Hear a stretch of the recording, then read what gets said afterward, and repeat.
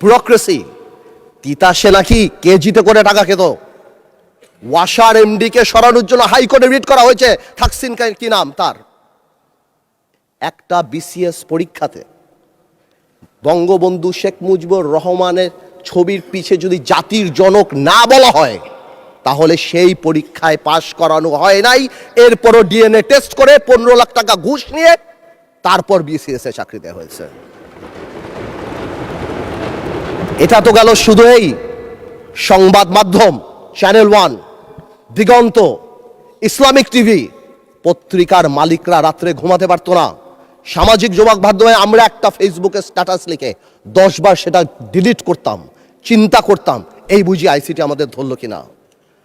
ব্যবসায়ীদের কথা বলেন, বাংলাদেশের ব্যবসায়ীরা সব দলের সাথে সম্পর্ক থাকবে, ঠিক আছে, কিন্তু কিছু ব্যবসায়ী ভয়ে চলে গিয়েছে।